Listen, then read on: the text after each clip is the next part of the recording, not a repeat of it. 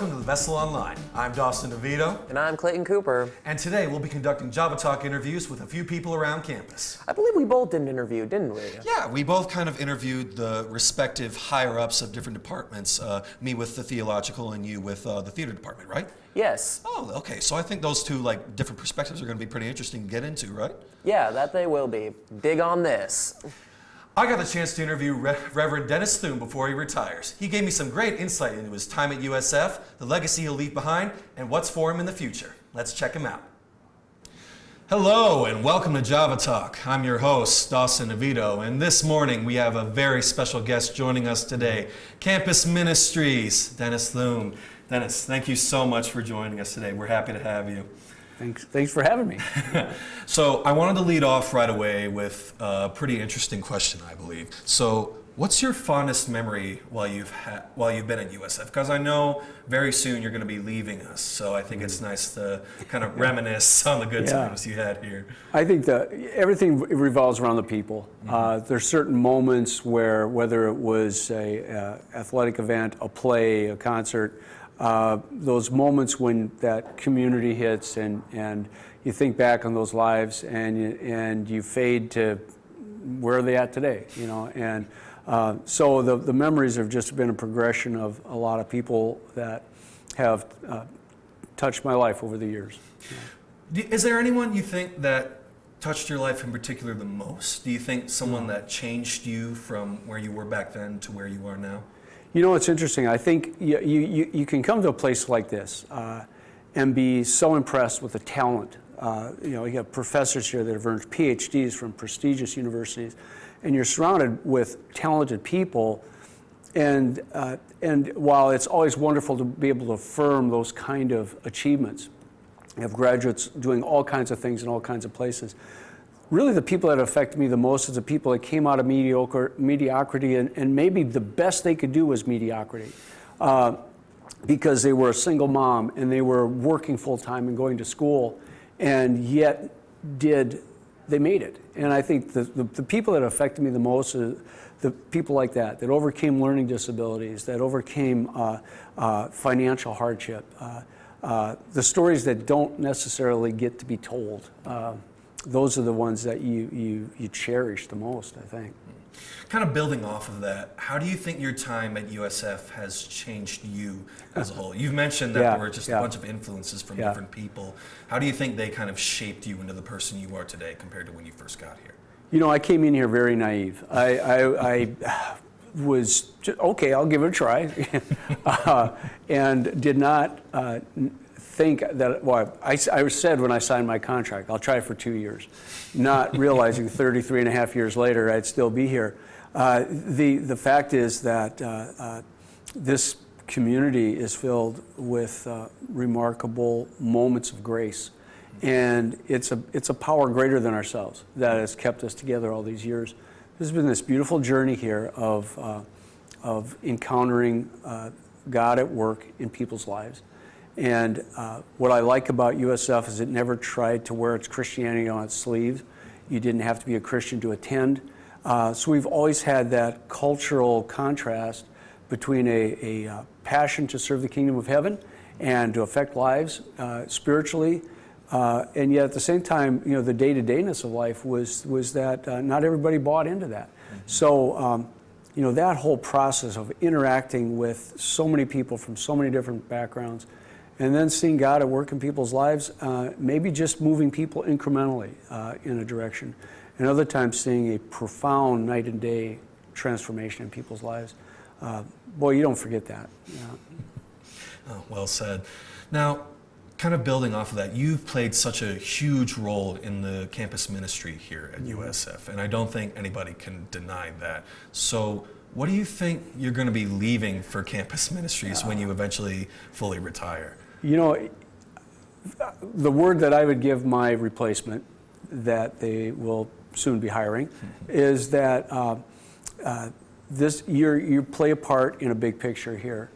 And the legacy that I've tried to leave is collaboration, cooperation, trying to work together for the common goal, And the fact that many people on this campus do ministry, I get the honor of wearing the title campus pastor, but it's really kind of coordinating.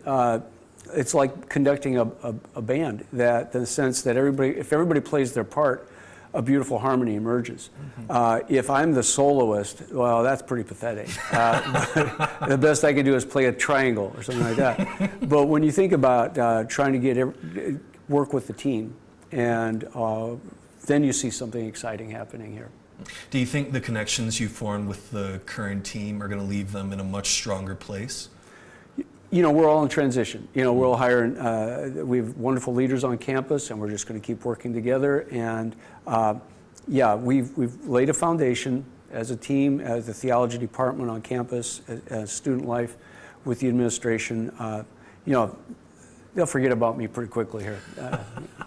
I don't think I quite agree with that, but a final question that I think a lot of people have, because again, in my opinion, I think you've left quite the mark on the campus where everybody knows you. Everybody's like, oh, well, if he's retiring. So the big question is, what's next for you? What do you think you're going to do after you're fully retired? You know, I'm going to sit this summer and do a lot of just house projects and then wait for God to move. And I don't want to over-spiritualize that, but a lot of times we come to each point in our life where we have to say, okay, God, I got all kinds of ideas, but I need a nudge. And that's been the journey for me, is all of a sudden a chance conversation, a random phone call, and all of a sudden a whole new trajectory comes in. And so, yeah, we'll wait and see. Do you think you'll ever run into a opportunity like USF again later down the line and maybe take it? Or do you think you want more personalized and kind of private projects to kind of work on? You know, I'm 71, and I think the biggest thing right now is the realization that the kingdom of heaven is bigger than us. We get a chance to play a small part. There are so many talented and wonderful people out there. But at the same time, you think about the significance of the seemingly insignificant. It's those small steps that you take when you're driving down the street, decide whether you're going to drive like an idiot or be kind and respectful. You never know that small thing that you do next. I've got grandkids. I've got a wife that we have some plans, and we put it in God's hands and let God work. Well, Dennis, I think I can speak for everybody on campus that we appreciate everything that you've brought here. The culture that you've cultivated, like you said, I think is in a really good spot. We'll definitely miss you, even if you don't think you've left that big of an impact, but thank you for everything. And thank you all for tuning in. We will see you on Java Talk next time. That was very interesting. But you did an interview too, didn't you? That I did. I got to speak with Alicia Jelfs about USF's production of Big Fish and the process behind it. Let's see it. Hello, I'm Clayton Cooper, and welcome to Java Talk. Today, I'm here with the theater director here at USF, Alicia Jelfs. Now, Alicia, how do you feel about putting on the musical Big Fish this April? I feel great, actually. We are ahead of schedule on quite a few things, and the things that we need to get caught up on, we have enough time to do. We have a really awesome cast, and they've been working very hard. We also are blessed with some really great technicians who are doing a lot of behind-the-scenes work. So I'm feeling really good about where we're at.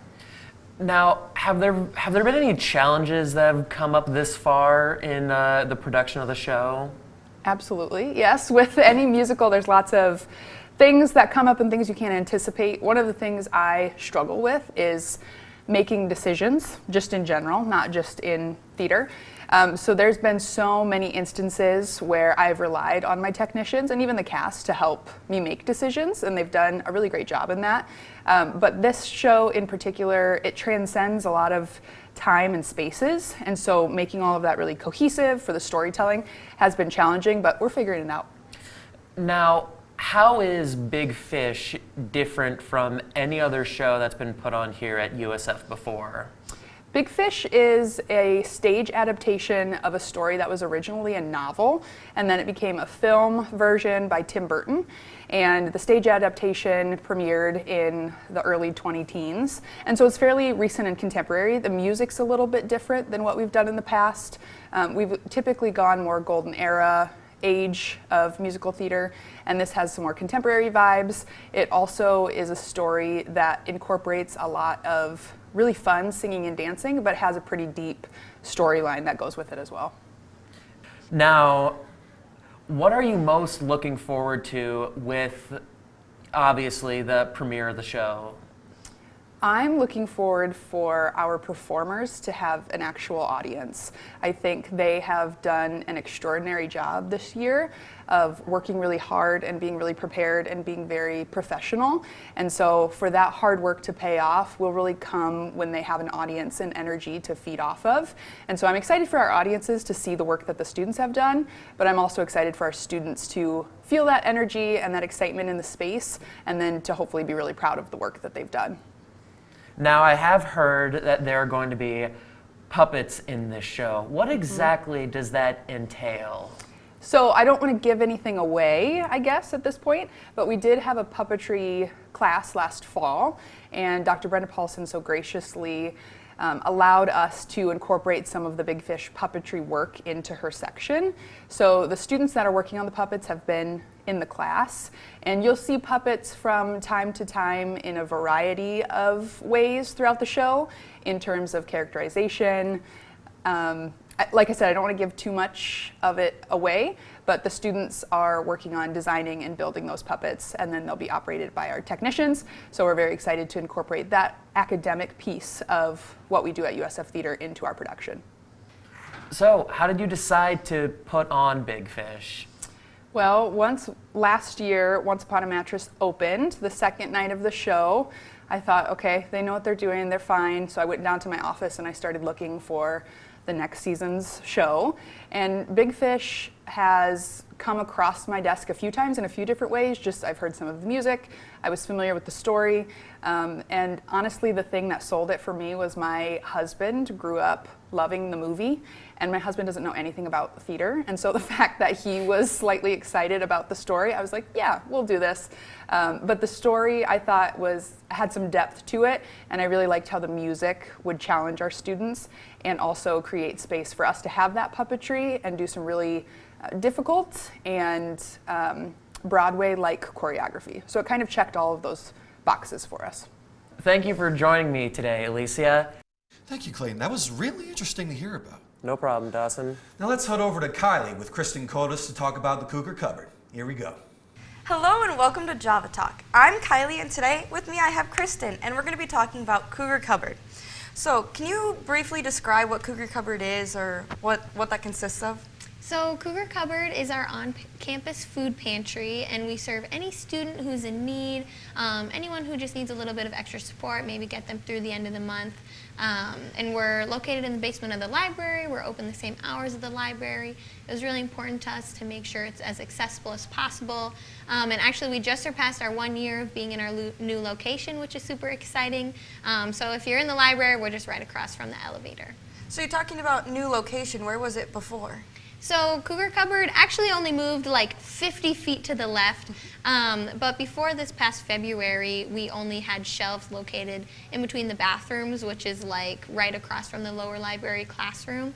So we really just wanted to beef up our program, add a fridge, add a freezer. We got all new shelving, all new baskets. It's a larger location, and what was most important is that it was more private for our students.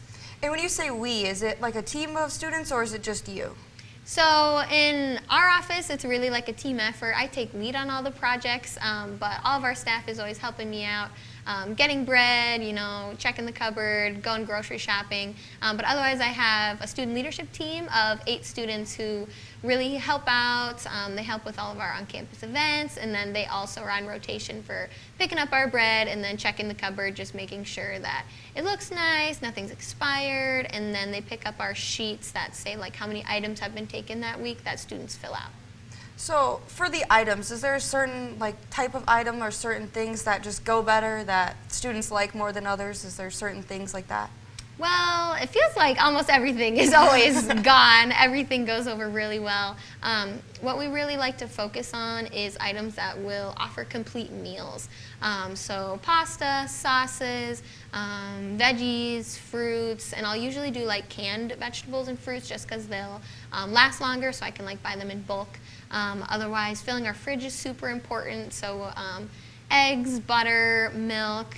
Something that our new location really allowed us to provide was like the finishing touches to like make that create meal or create that whole meal. So before it was like we just were able to offer the noodles. Now we can offer noodles, milk, butter, meat.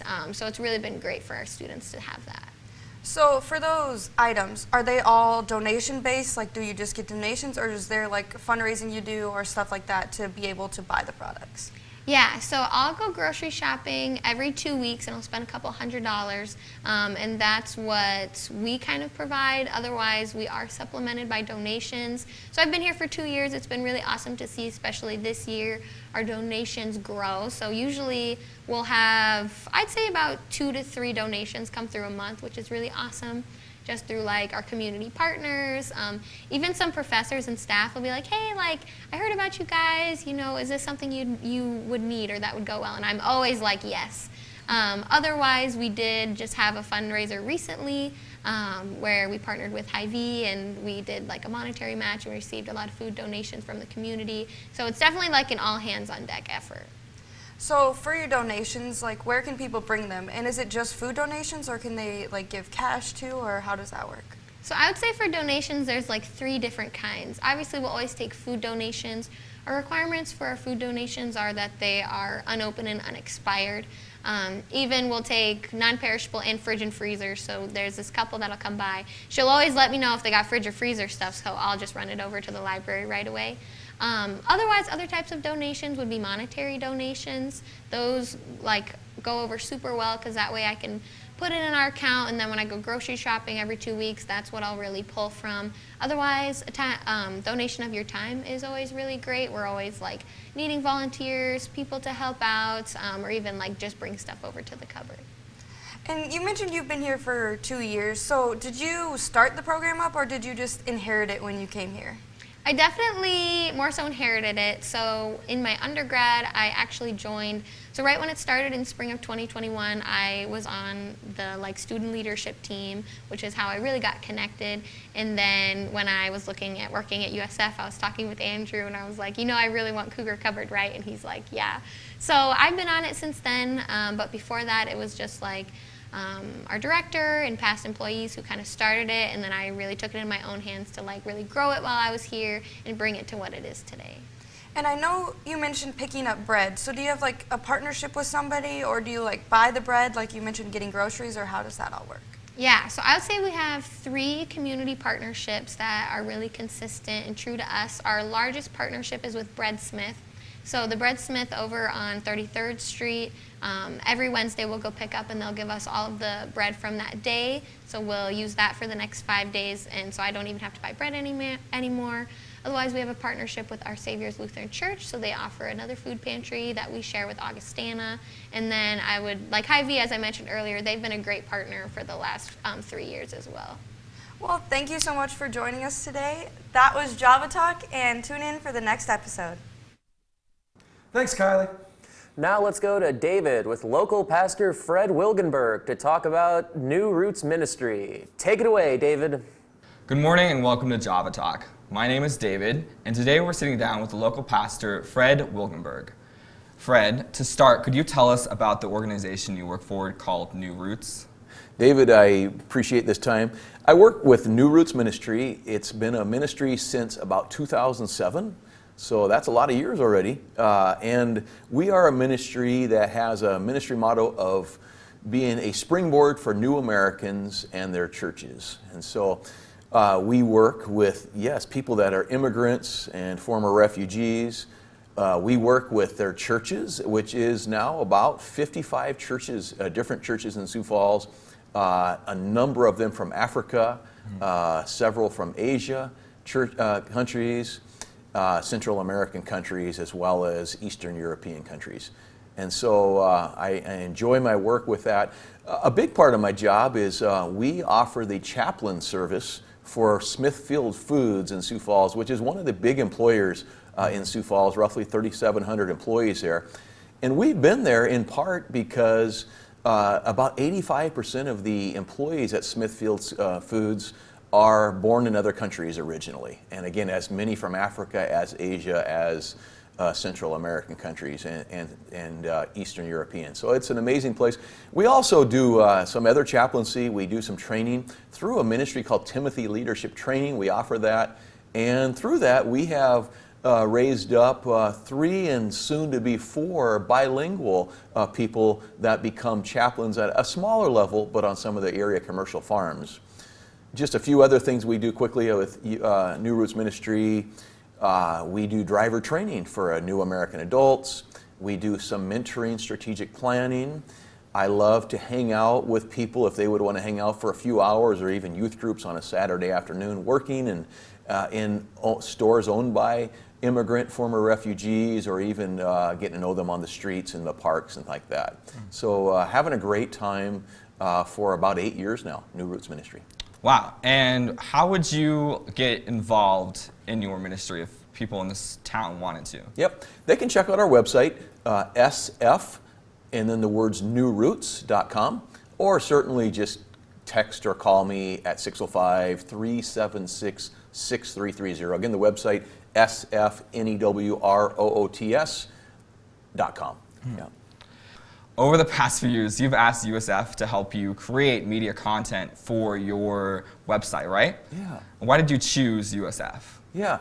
So, you know, and using your guys' help was really not for New Roots Ministry, but for me. I had just finished my Doctor of Ministry degree through the Kairos University, local school here in Sioux Falls. And, you know, I was really looking for a way to have, you know, professionally get my DMin, that's what I call that, findings out there. And the USF has just been so gracious in their professionalism, but also really meeting my budget, you know, which I was kind of tight after years of paying some tuition.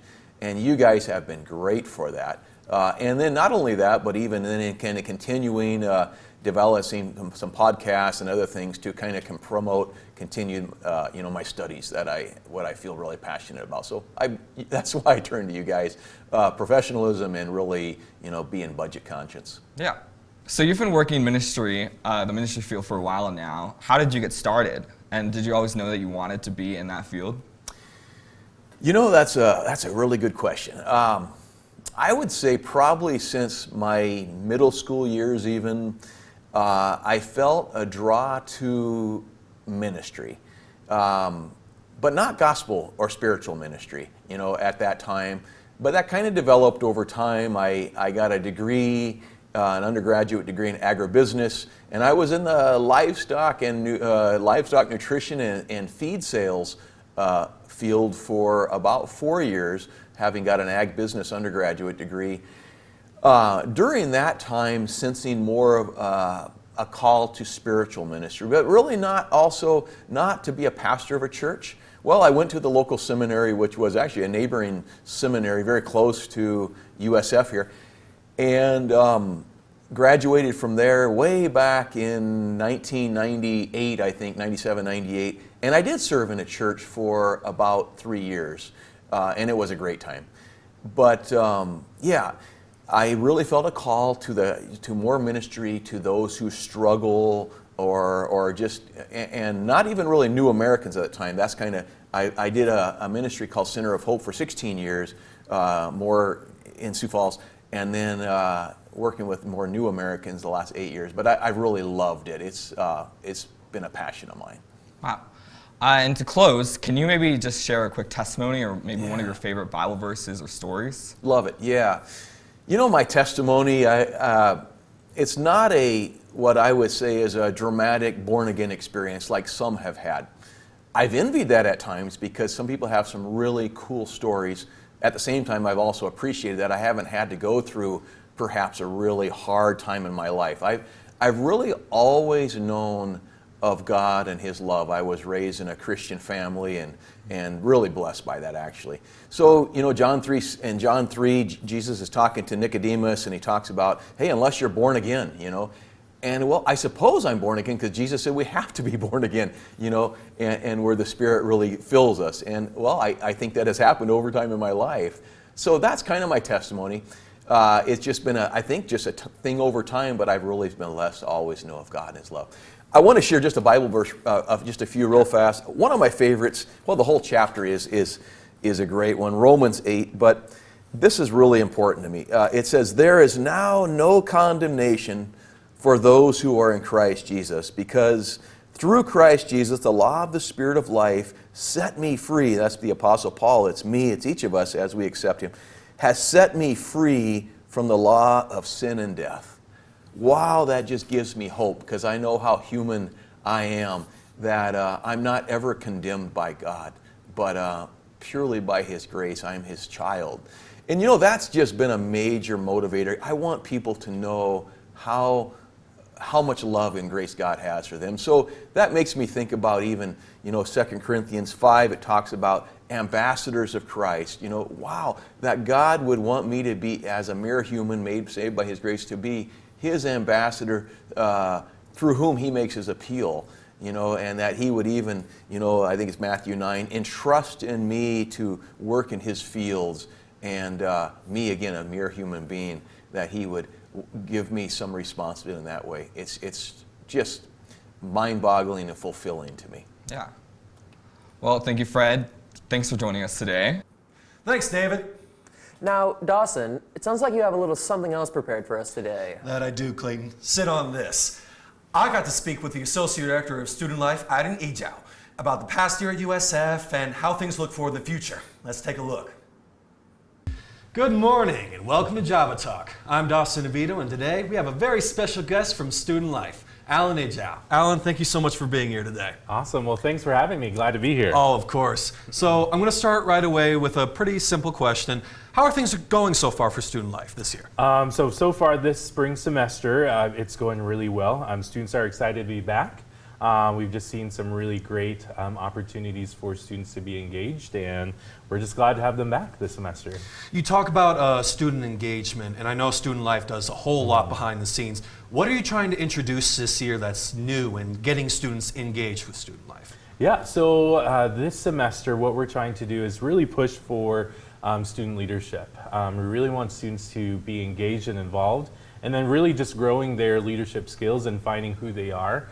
Whether that's through volunteer opportunities or our different student leadership positions that are actually scholarship positions, those are great ways for students to get involved.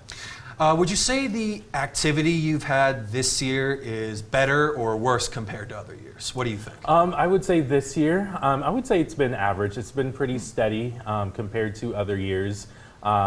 Just based on previous years, I mean, the numbers were low just due to coming out of COVID. Right. So we're still trying to find that stride, but then we're seeing an increase in our student activities. And so, yeah, we think we're on the right track. How does designing student activities usually go? Like, what's the process of, okay, what's going to get students the most involved when it comes to these type of activities? Yeah, so we have our Cougar Activities Board that plans our huge campus-wide events. And typically they meet maybe 2 or 3 times a month, and they plan all of our big, huge events that we have. For example, this coming semester, what you can expect is a spring dance. There's going to be, oh my gosh, I'm going blank on some of those things. But yeah, so you can expect at least a spring dance, and so just be on the lookout for an email from Student Life or myself, just to be able to see what's going on. I'll be sure to. Now, you mentioned the board, and I know, again, a lot of stuff behind the scenes goes into Student Life. How does the recruiting and voting process go for the Student Life board and the committee and all that? Yeah, so specifically just for our Cougar Activities Board, they go through an interview process, or they first obviously apply, and then once we receive their application, they go through an interview process with our Student Life staff, and then we gather together as a team, and then we figure out who's going to be on our Cougar Activities Board for the next academic year. And then after that, they hit the ground running with fall semester or spring semester events. How tight-knit would you say that board is this year? Yeah, so this year, it's been pretty good. They have been working really hard on team bonding. Obviously, with any team, you're going to have some ups and downs, but then right. with a team, that just goes with learning how to manage working on a team and being able to work together as a team. Awesome. Well, I think I've taken up enough of your time. Thank you so much, Alan. And thank you all for watching. I'm Dawson DeVito, and this was Java Talk. Wow, thank you, Dawson. Of course, but I think unfortunately we're running out of time. Seems like it. Thank you for watching. For the Vessel Online, this has been Dawson And Clayton. We'll see you next time.